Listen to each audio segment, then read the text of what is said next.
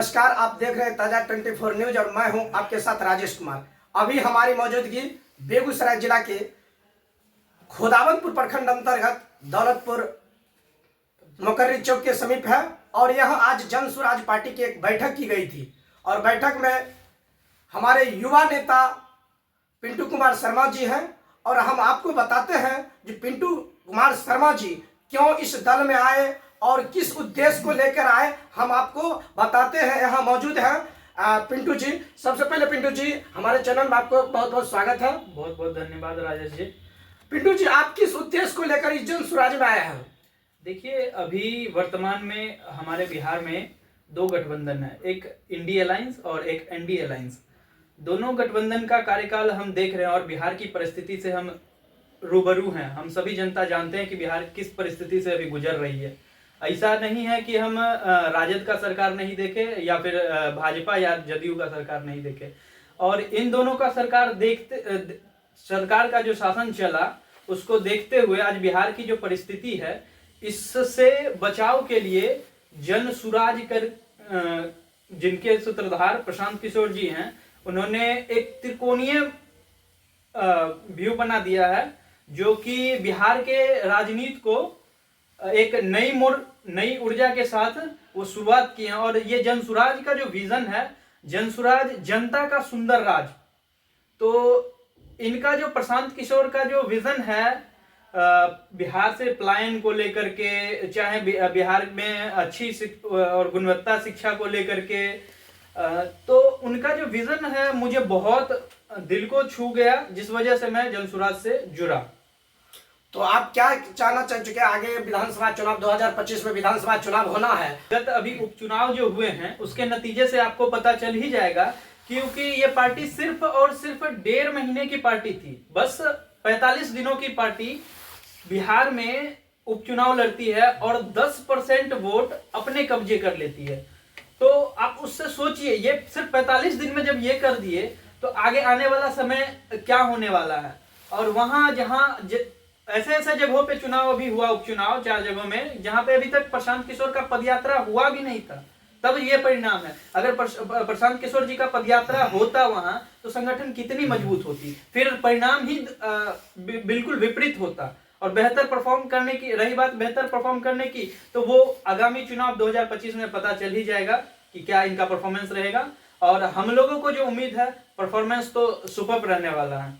जज में देखा गया जो आज दर्जनों युवाओं में काफी उत्साह था और आपके प्रति काफी देखे झुकाव था, लगाव था, तो इसके लिए आप युवाओं के लिए क्या कहना चाहेंगे? मैं युवा साथियों के का बहुत बहुत धन्यवाद करता हूं कि वो मुझे इस काबिल समझते हैं, क्योंकि गत 2021 का जो पंचायत चुनाव हुआ था उसमें मैं जिला पार्षद का चुनाव लड़ा था। मुझे कुछ 5600 वोट के आसपास प्राप्त हुए थे।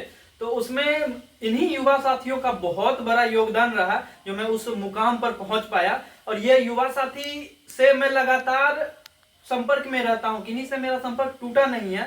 और जिस वजह से ये युवा साथी हमको बहुत ज्यादा प्रोत्साहित करते हैं। और दौलतपुर में बैठक हुई थी और बैठक में कई जो है वक्ताओं ने अपने प्रशांत किशोर के बारे में और उनके उद्देश्य और नीतियों के बारे में कई प्रकार की उनके क्या उद्देश्य है, नीति है, प्रत्येक बिंदुओं पर बार बार से युवाओं को समझाए। आप आगे के वीडियो में बने रहे।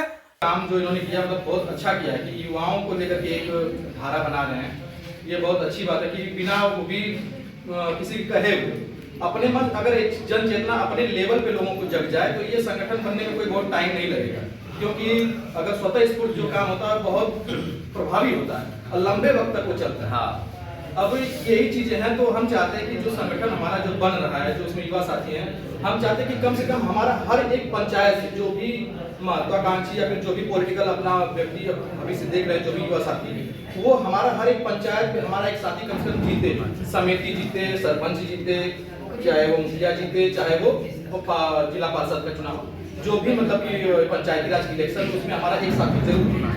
तो मस्जिद के नाम पर 5 किलो चावल के नाम पर वोट लेने का सिर्फ काम कर रहे हैं। आज वही नरेंद्र मोदी जी प्रधानमंत्री हैं, बिहार से 3 बार 2014, 2019, 2024 में उतना सीट दिया गया है जो वो कल्पना भी नहीं कर सकते हैं। जिस यूपी के लिए वो उतना किए, यूपी में उनको धराशाही कर दिया गया और बिहार उनको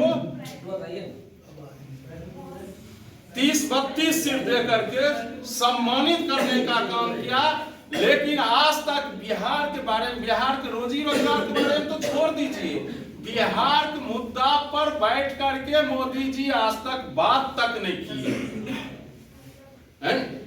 आज यही बिहार का पैसा लेकर के गुजरात में घर घर कल कारखाना लगवा रहे हैं और यही बिहारी को वहां मजदूरी करवा रहे हैं मोदी जी।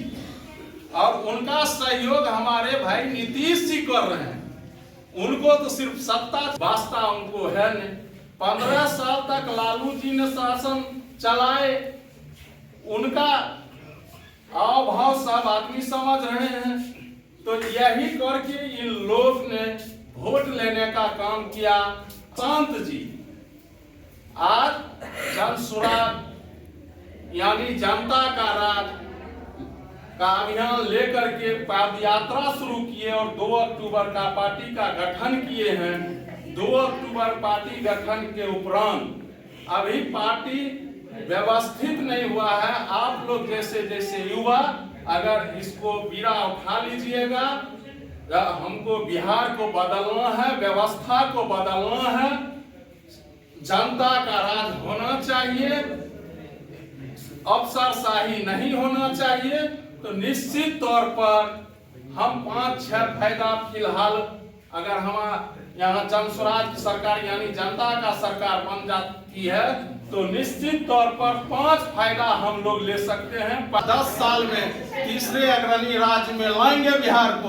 उसी तरह आप सब मिल करके, हम सब मिल करके, चाहे कोई भी उम्मीदवार हो, कोई भी हो, जनस्वराज के चुनाव उसको जिताना है और उनके सहयोग से पूरे अपने विधानसभा को बेगूसराय के पटल पर 1 नंबर पर रखना है और बिहार में 1 नंबर पर रखना है। इन्हीं चंद शब्दों के साथ आप लोग का सहयोग आशीर्वाद मिलता रहेगा। जनस्वराज निश्चित तौर पर आगे बढ़ता रहेगा।